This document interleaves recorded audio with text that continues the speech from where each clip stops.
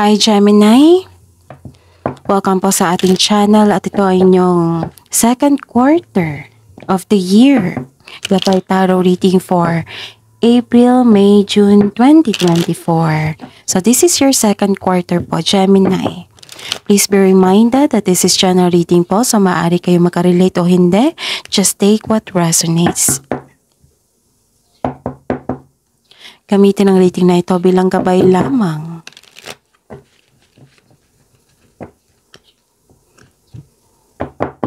Balik po kayo dito bukas para sa ating daily Gabay Tarot reading. Please like, subscribe, and click the button for notification para updated po kayo sa daily tarot reading natin. Para po sa gusto magpa-reading, maaari nyo pong makuhang link nasa description box po ito. Message nyo lang po ako sa messenger. Maraming salamat po. Okay, Gemini. Ano po ang Spirit's Guide? Ano po ang parating para po kay Gemini ngayong second quarter, April, May, June 2024. April, May, June 2024. Spirit's Guide. Ano po ang mga parating? Ano po ang ganap? Parating po para kay Gemini ngayong April, May, June 2024. Spirit's Guide, ano pa po ang parating para kay Gemini ngayong April, May, June 2024.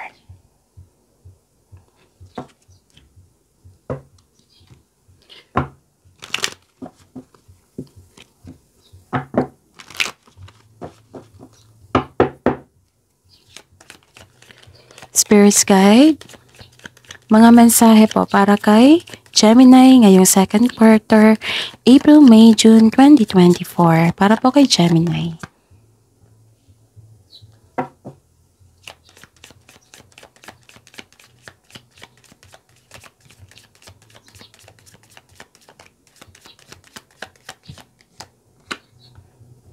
Okay. Okay, Gemini. So, this is April, May, June 2024. May nakita ko ditong companion, may kausap ka, maaring bagong kaibigan ito kasi masaya ka. Masaya ka kasi nagkaroon ka ng bagong kaibigan. Tapos, nagkaroon ng companion sa inyong friend. Pwede din na malapit na kasamahan mo dyan sa family nyo. Nagbigay ka ng trust. Natuwa ka, happy ka kasi nagkaroon ng obedience, loyalty, at nagbigay ka ng tiwala. Natuwa ka kasi naging loyal po ito sa inyo. Some of you na-hired as katiwala rin. And some of you nagkaroon ng bagong pet. Some of you kausap ang advisor, elder, mentor, kausap niyong parents niyo. May nakita kong sudden change dito. Bigla ang pagbabago sa inyong buhay. Some of you, nahihirapan Gemini Nahihirapan kayo sa pagtanggap sa pagbabago. Kasi may attachment pa kayo sa mga nangyari sa nakaraan. So, kailangan nyong i-process po yan at bitawan nyo kasi itong pagkakataon na ito, maraming opportunity na darating at ang kasunod yan is success kung gawan nyo po ng paraan ng magbigay ng aksyon at pagtanggap sa bagong simula sa inyong buhay, bagong chances, bagong experience. And some of you, nagkaroon ng self-study dito or papasok ng isang seminar. Pwedeng sa school. Kasi may nakita kong education dito. And some of you nahihirapan sa separation. Pwedeng long distance relationship or nagkaroon ng separation.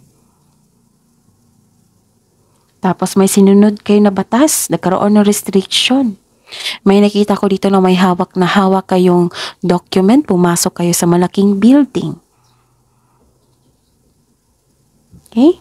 So this is authority also. And may nakita ko dito na may nag-invite sa inyo na isang meeting, pwedeng reunion. Basta po may nakita kong special event po. May nakita ko ditong party.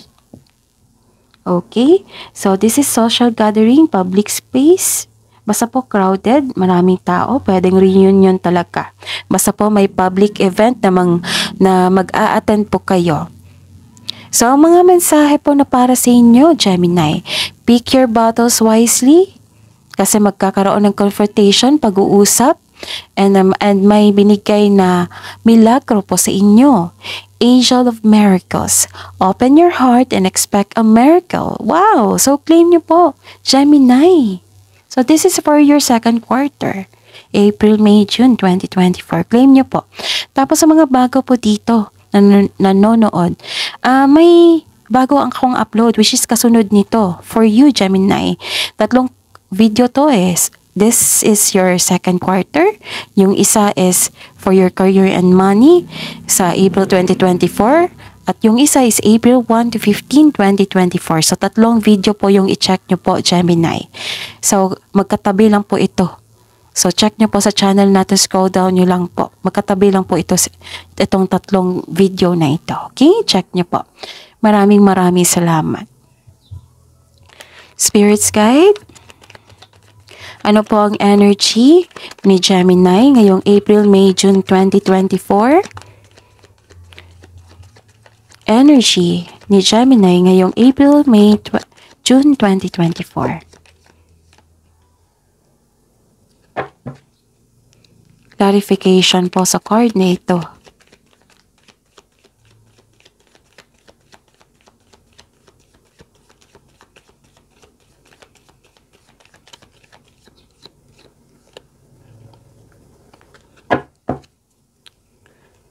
Career and money ni Gemini ngayong April, May, June 2024.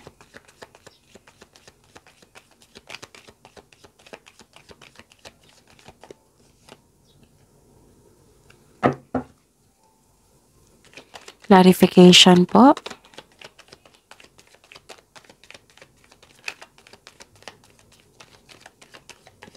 Okay.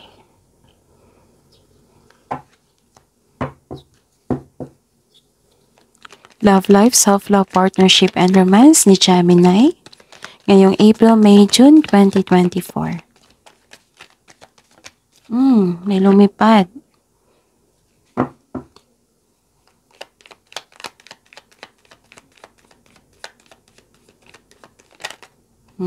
Kunin natin to.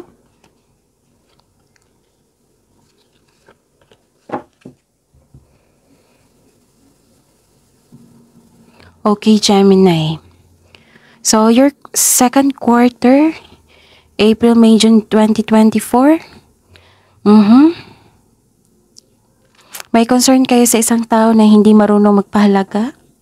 Hindi stable ang inyong emotion kasi itong taong ito, may concern kayo na hindi siya marunong magbigay ng halaga.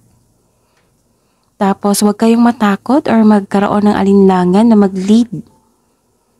Kasi may nakita ko dito humihingi ng tulong sa inyo.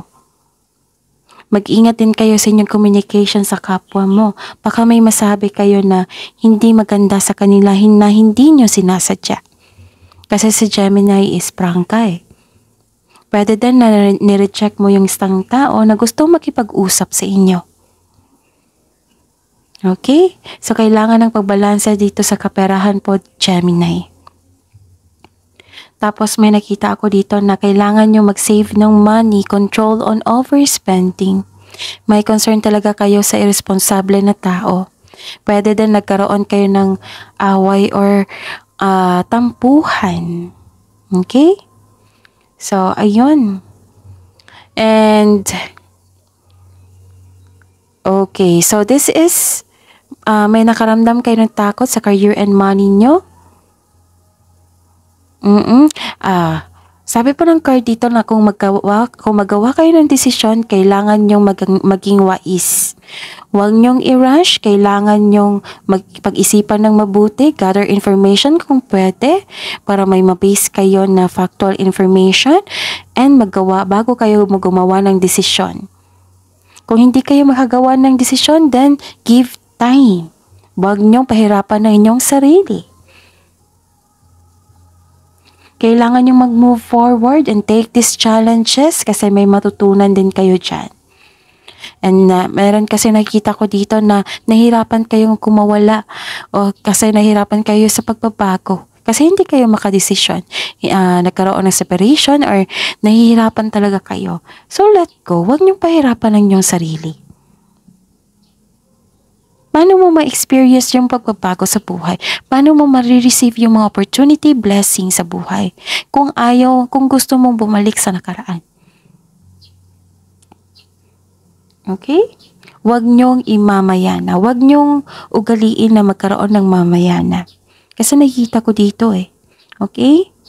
So, be wise. Gamitin niyo yung talino niyo at sipag niyo. Factual information. Gamitin niyo po. And, huwag kayong magpa-apekto sa chismis. Kung merong tao na hindi totoo sa inyo, huwag niyong pilitin. Kasi you are there para maghanap ng pera, magtrabaho. You are not there to make friends sa trabaho. And ingatan ang sarili, kailangan ng tamang pahinga. And take this message na pick your battles wisely. Bakit ka bigyan mo ng panahon yung taong yan na hindi totoo sa inyo? Na hindi naman yan nagbibigay ng pera sa inyo?